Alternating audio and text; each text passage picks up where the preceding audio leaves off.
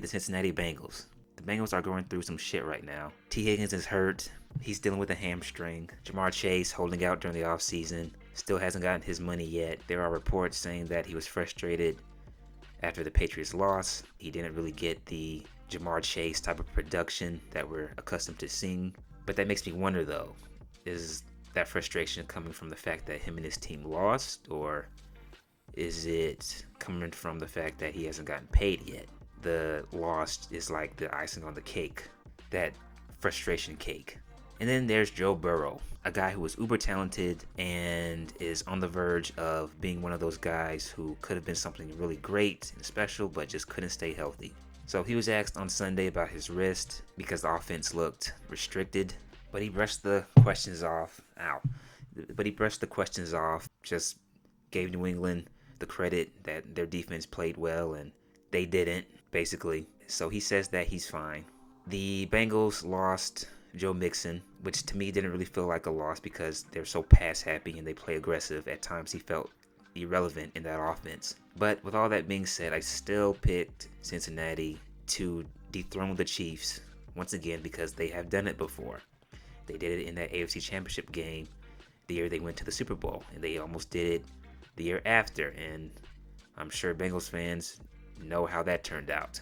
Kansas City refs. When this team is healthy, they can be anybody.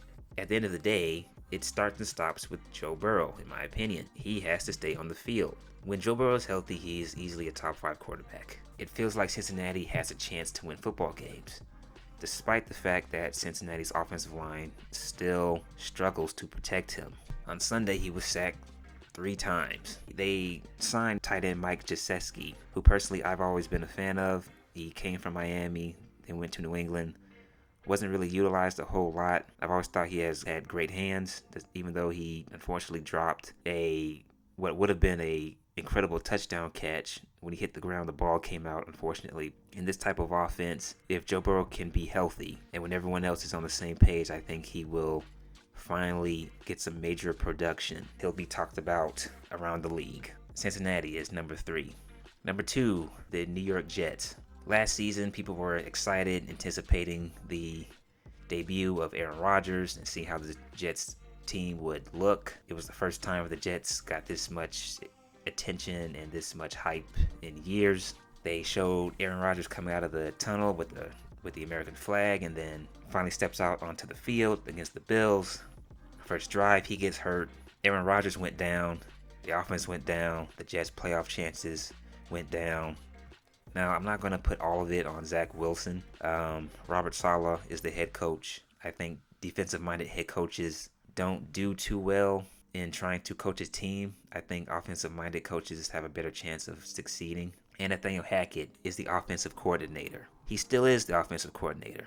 Just like the Bengals, the Jets didn't really look too good in week 1, but it's week 1. Aaron Rodgers didn't look as mobile, but the arm talent is still there. And you can definitely see a difference in what this offense can potentially look like.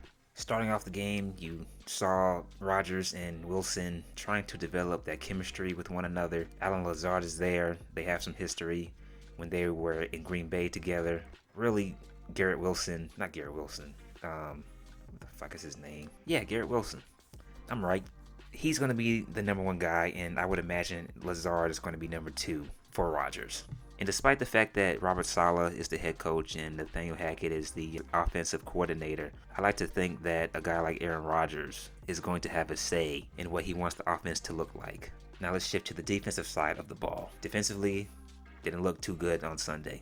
49ers ran all over them. They were getting pushed around and getting beaten at the line of scrimmage. You could make a case that has to do with the new rules.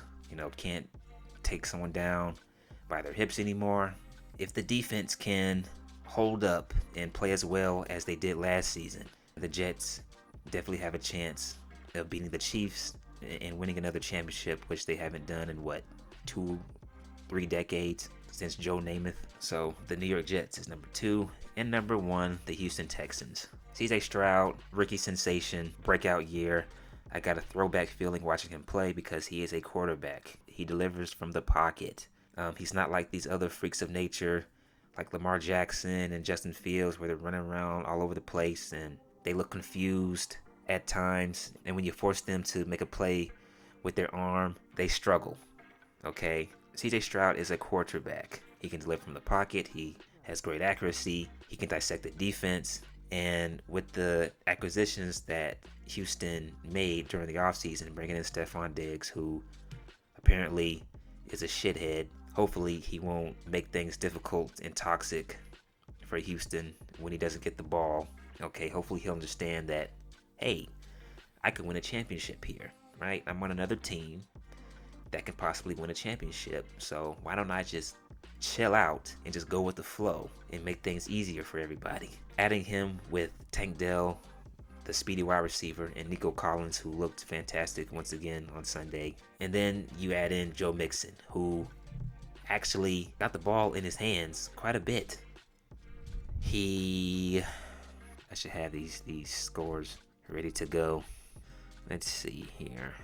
He ran the ball 30 times, had 159 yards, had 1 touchdown. So it looks like, based on what I saw in week 1, he is going to be utilized heavily in the running game. So this offense is well balanced. This is an offense that I believe can score 30 plus per game. They can hang with anybody.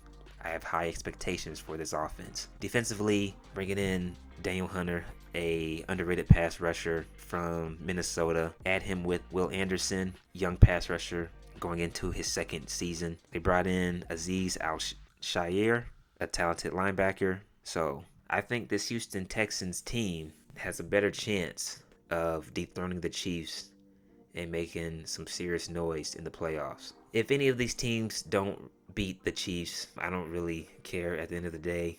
I just want someone to beat the Chiefs. I don't really hate the Chiefs. I'm just tired of the Chiefs. And now that the Swifties are involved, Taylor Swift is involved, it's adding even more irritation to the Kansas City Chiefs and the juggernaut that they have become. The Chiefs are trending on Twitter on opening nights, and you see nothing but Taylor Swift. Oh my God, Taylor Swift is coming to the arena. She's in the booth, or she's in the suite. Look at Taylor Swift supporting Travis Kelce. You know, this is football. This is football. This is not fucking TMZ. This is not the Eras Tour, whatever that shit is called. I mean, the game is already dying with all these stupid rules and these stupid stipulations. The new kickoff rule. I hate it. I hate looking at it. Just go back to how it was back in the day. Okay, line up on the 20-yard line, kick the ball off. Everybody runs when the ball's in the air, and then when the ball is caught, the other team tries to block for the kick returner, and that's it. That's it. Fuck this kicking it at the 30-yard line, and everyone stands at the 50-yard line, and you can't move until the kick returner has the ball. I hate it. I hate it. Anyway, I didn't really mean to go on that rant, but yeah, the Bengals, the Jets, and the Texans are my 3 teams that I think can dethrone the Chiefs. Please like and subscribe. That is it, and I am out.